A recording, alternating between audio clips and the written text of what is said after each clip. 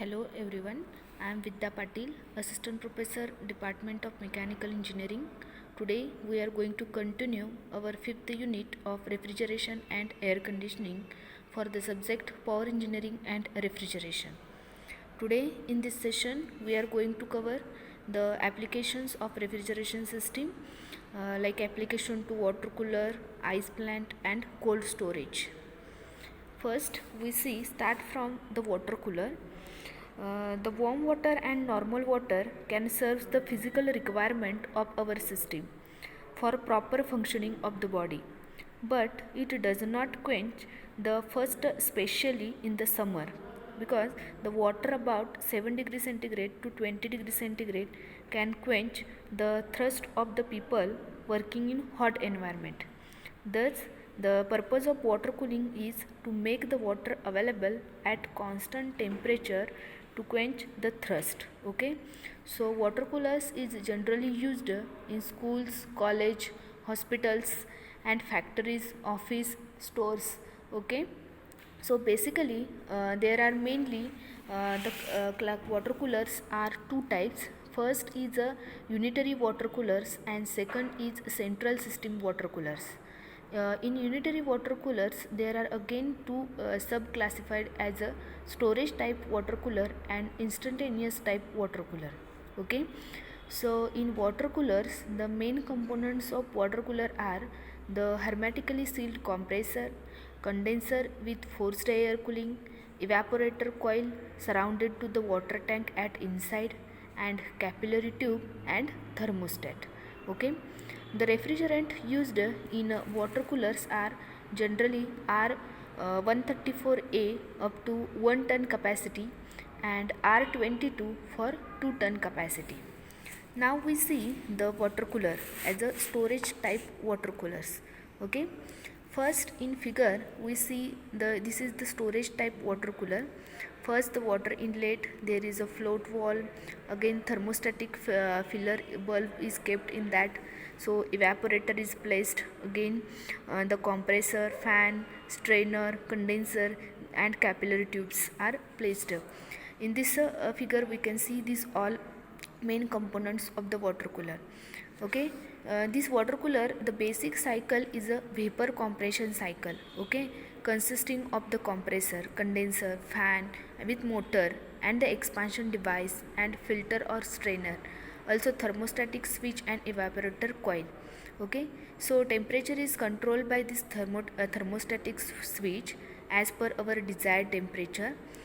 The compressor compresses the refrigerant R12 and vapor to high temperature, high pressure vapor. Okay, then condensed in condenser by fan and motor unit.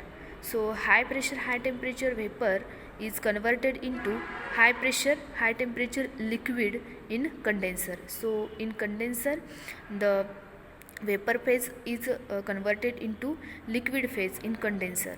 So liquid refrigerant passes through the strainer or filter which removes the moisture and impurities. If any type of moisture and impurities involved in that liquid, so refrigerant through the strainer or filter they remove from that. So the liquid refrigerant is throttled through this expansion device and in throttling pressure and temperature of liquid drops down. Okay, this low pressure and low temperature refrigerant then extract heat of water from the evaporator tank by taking the heat from water refrigerant which is evaporates. Okay, so in this storage type of refrigerator we see that machine this is run for the long time to being down the temperature of water in storage tank. Once the temperature touches the set point of thermostat, the machine cycle is switched off. Again, because of large volume of water in tank, the temperature will rise slowly even when the water is drawn from the cooler and equal amount of fresh water is allowed in the tank by the float valve. Thus, there will not be frequent cycling of the machine in this case of storage type of water tank. But in evaporator of the instantaneous type consist two separate cylindrical wound coils that are made from copper or stainless steel tubes. So the two coils are wounded and bounded together by the soldering. Okay. Next we see the instantaneous type water cooler. In instantaneous type water cooler, it is very important that the rate of flow of water to be cooler, uh, for example, or the rate or draw is adjusted to match the in capacity with the higher rate of flow. So the cooler will not be able to pull down the water temperature to desired level. Also further, with the very high flow rate, the refrigeration system will work at very high evaporator temperature. So this may adversely affect the suction gas cooling by the hermetically compressor motor, and in long run it can affect the life of the motor winding. So in only difference in instantaneous and storage type is in construction of the evaporator. Okay, the storage type cooler has evaporated coils soldered on the wall of the storage tank, and the tank is either of stainless steel or galvanized steel, and water level is maintained by float wall. Next, the evaporator in instantaneous type consists of two separate coils that made of either copper or stainless steel, and copper pipes of R12 refrigerant, while stainless steel pipes carries water. So the two pipes or coils are bound together by the soldering. So in thermostatic filler bulb is clamped on the water for a water coil to just at outlet in case of instantaneous type. So while in storage type it is immersed in the water in the tank. So we can see here there is a compressor, again goes to condenser, strainer. Okay, so again goes to evaporator coils when the water in and cold water is out, and this is instantaneous type water cooler. Now there is a we see the difference between instantaneous type water cooler and storage type water cooler. The evaporator coil wrapped around the water coil or vice versa in instantaneous type water cooler, and in storage type water cooler evaporator coil is wrapped around water tank. Also the float wall requirement is not necessary in instantaneous type, but in storage type there is a float wall is required. Also the filler bulb or thermostat is clamped to water pipe outlet at instantaneous type water cooler, but filler bulb is immersed in water tank in storage type water cooler. Also the wastage of water cooler is more, wastage of water is more, hence extra heat is exchanger is required in instantaneous type water cooler, and wastage is less and no heat exchanger is required in storage type water cooler. Also the refrigeration unit in operation for more time for the instantaneous type, and refrigeration unit in operation is less in time for the storage type water cooler. Okay, now we see the application of refrigerants to the ice plant. Okay, so in ice plant the main components of the ice plant, that is open type multi-cylinder reciprocating compressor, evaporative multi-pass condenser, expansion device hand, expansion valve or float valve, and flash chamber, brine tank with stirrer, ice can, and steel evaporator coil placed at internal periphery of brine tank, and also air agitator. So here the commercial refrigeration ice plant figure is shown here in this slide. The dotted lines are shown as a cooling water, straight line is a brine circuit and the refrigerant circuit. The another lines are shown here. So here there is a brine pump and tank where the ice cans are put in. Also that is from the tank water goes to evaporator, then after condenser that condenses. This all ice plant cycle is as shown here in this figure. Okay, the refrigerants used, the primary refrigerant circuit the ammonia is used, and for the secondary circuit brine solution is used for the large capacity commercial plant. Also R22 for the medium unit, and R134A for small unit for the household use. These refrigerants are used. Okay. In a can type system, the galvanized iron can containing water are placed in a brine tank, where the brine is circulated by the pump. And the ice plant, the cycle used for this ice plant is a vapor compression cycle, with ammonia is the refrigerant in primary circuit and brine solution is a secondary circuit. And this brine solution takes heat from the water in a secondary circuit and delivers heat to the ammonia in primary circuit. Thus, the indirect method of this cooling is used in ice plant. So, in secondary circuit, brine is cooled first and in evaporator, and then it is circulated around the can, so which contains in water. So, the heat is extracted from water through the can and is given to the brine. So, brine is continuously circulated around the can and is given to brine. So, brine is circulated around the can with the help of pump. So, till entire water in can is converted into ice. Okay, so in primary circuit, ammonia is used as a refrigerant, and ammonia vapor coming out of the evaporator is compressed to high pressure. Then vapors are condensed in condenser. So open type compressor is generally used for the ice plant, and evaporator condenser is used in which same cooling water can be used again and again. So high pressure liquid ammonia is collected in receiver, and then it is passed through the expansion valve. So the throttle liquid ammonia at the low temperature and low pressure enters in evaporator, which is coil dipped in brine. So liquid ammonia absorbs the heat from brine and converts into vapor, so which are drawn by the compressor.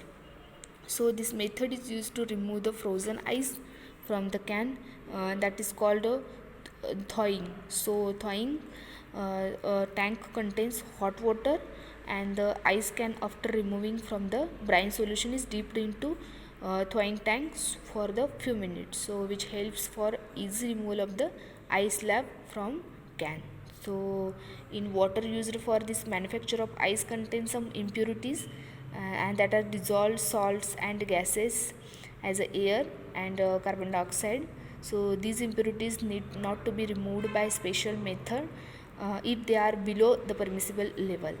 So this for this typical ice plant consists of the quantity of ice slabs produced, that are for example 240 slabs per 24 hours, and the size for this ice slab is 4 into 3 into 1 feet, and the temperature for the inlet water is 27 degrees centigrade, and temperature of ice produced, that is minus 10 degrees centigrade. So in a refrigeration cycle, that is vapor compression cycle with ammonia as a refrigerant in primary circuit, and brine is a brine refrigerant used in secondary circuit. So the open type with 30 HP motor compressor is used, and for the evaporative for the condensation purpose, evaporative water cooled condenser is used, having coil consist of 12 turns, on each turn is 20 feet long. So also 5 HP pump is used for the condenser, and the evaporator coil is submerged in brine tank, and 5 turns having each turn 5 meter long. So pump for the circulating brine is 10 HP is used, and for the cold storage size 13 to 20 feet. So reflective type of insulation from the inside. Okay, this is about the typical points which are for the ice plant, which consist in ice plant. Now we see the application for the cold refrigeration application for the cold storage. Okay, we know that the cold storage is a space to store the certain goods, particularly foodstuffs or perishable nature, within a well defined temperature range and relative humidity. So though the cold storage we understand to be nearly no application of the refrigeration. So it is in fact a complete the air conditioning system in which air is cooled by passing over the cooling coil of the refrigeration plant and supplied back to the storage space. So in cold storage serves the mankind by preventing the spoilage of perishable commodities and making them available in off season and in place where they are not harvested. So there are some points which are considered while designing of the cold storage. The first point is that storage temperature. In cold storage, strict control of temperature is required, and the temperature fluctuation of plus minus 0.5 degree centigrade is allowed because of large storage space, and the general temperature maintained is 0 degree centigrade to minus 30 degree centigrade. Here one table is given for the commodity and the temperature in degree centigrade and their storage period. For example, if we take the fish frozen, that time the temperature required is minus 20 degree centigrade for the 12 months is given. Same as another bacon, beef chilled, beef frozen, butter fresh, butter frozen, all kind of these commodities are given for examples here, and that required temperature and storage period is also given in this table. So next required, that is relative humidity and air motion. Okay, so at a high humidity favor the growth of the bacteria, yeast and molds on the food. Okay, so that's why loss of moisture causing reduction in size, weight and discoloration. So there are some common problems posed while storing and handling foodstuffs in cold storage, and relative humidity of 80% is suitable for the meat and 85% for the eggs and about 88% for the most of the vegetables.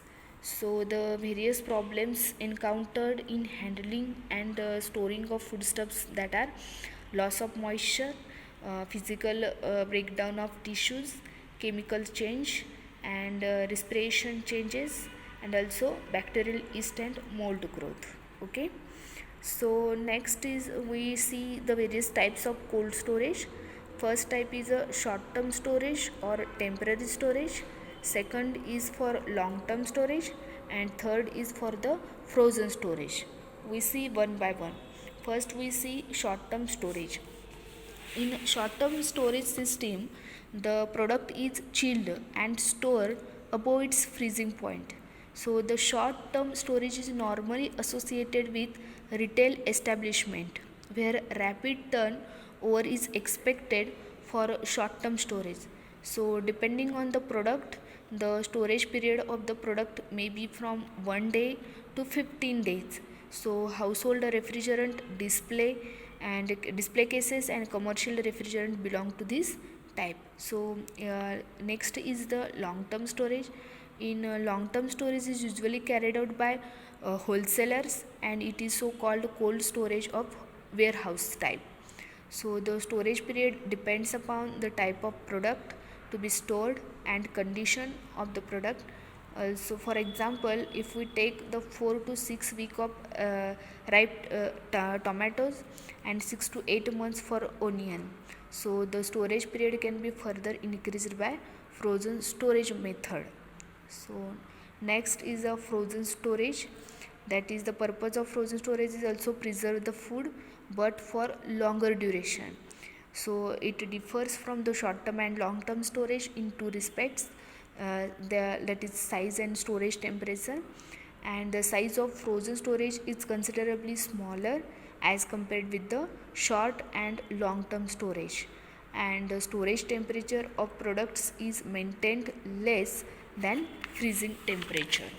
Okay, now we see the construction of the cold storage. While constructing the cold storage, the first we see that the cold storage section, for which section the cold storage is well insulated, enclosed space to minimize the transfer of heat outside to inside, also glass wool, glass fiber, asbestos, polystyrene. Okay, so for the insulating materials used for the cold storage. Also for the large cold storage section consists of chilling room, expiration room, freezing room. Okay, so it may be single storage or multi storage having usual height of 5 to 10 meters for the multi-stored building. Staircase or elevators may be provided. So next point is the prime mover room. That room is called as a machine plant room, and this consists of prime mover, condenser, oil separator, receiver. Okay, and next is the refrigeration plant. The refrigeration plant consists of refrigerator system, water circulation system, and air circulation system.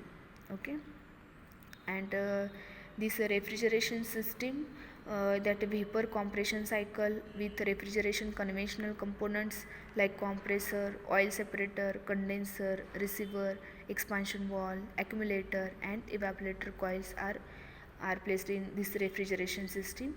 And in water circulation system, water is cooled condenser, water circulation is required, and in some cases evaporator defrosting is done by water.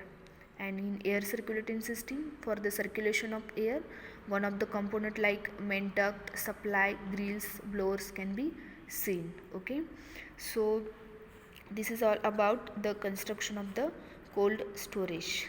Okay, in this session we cover the application to the cold storage, also application to the ice plant, and the application to the water cooler. Okay, thank you.